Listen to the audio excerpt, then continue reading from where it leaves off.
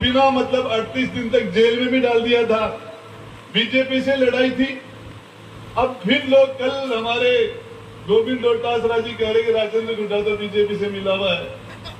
मैं कहता हूं हमारी वसुंधरा जी और गहलोत जी मिलते हैं तो कोई दिक्कत नहीं।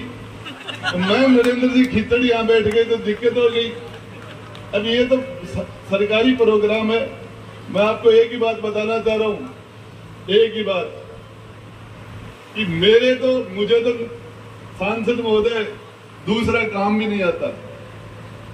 मुझे तो आदत पड़ गई इन लोगों के बीच में रहने की, और चाहे सच बोलने की भी पड़ गई। और हकीकत है मैंने कुछ भी नहीं कहा था।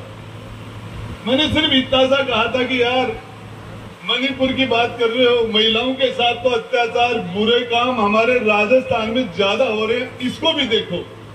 सिर्फ इतनी सी बात कही थी मैंने। बहन सविता, मैंने सिर्फ इतना सा बोला था कि पूरे राजस्थान को भी ठीक करो। हमारी माता बहनों के साथ यहाँ जो अत्याचार हो रहे हैं, दुष्कर्म हो रहे हैं, अपने गिरिबान में झांको। सिर्फ इतनी सी बात के लिए मुझे मंत्रिमंडल से बाहर कर दिया।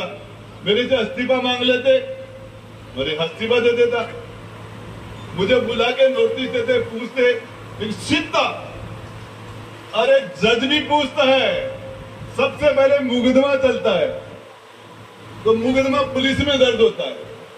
उस मुकदमे के बाद में मुकदमे का चालान होता है। छोटे कोर्ट से बड़े कोर्ट में मुकदमा सबमिट होता है। फिर उस मुकदमे के बाद चार्ज लगता है। फिर उसमें गवाह लगते हैं। फिर उसके अंदर सफाई के गवाह लगते हैं। फिर उसमें मुलजिम बयान होते हैं। फिर उसमें आमने सामने वकीलों की बहस होती है। उसके बाद जज फैसला करता है और उस मुकदमे की भी अपील हो जाती है। मुझे तो सीधा ही उड़ा दिया। एक सेकंड भी राजेंद्र गुड्डा बर्खास्त। अरे राजेंद्र गुड्डा नहीं होता, मुख्यमंत्री जी आप जेल में होते। ये राजेंद्र गुड्डा ने वो डायरी नहीं निकाली होती।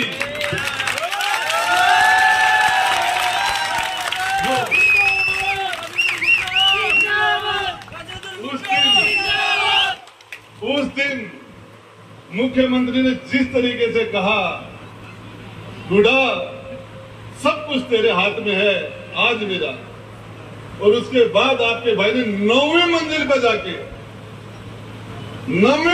जाके 150 सीआरपीएफ के जवानों के बीच से निकल के गेट तोड़ के 9वीं मंजिल से वो मैंने नहीं निकाली होती तो आज गहलोत साहब जेल में होते, मुख्यमंत्री नहीं होते। और आपने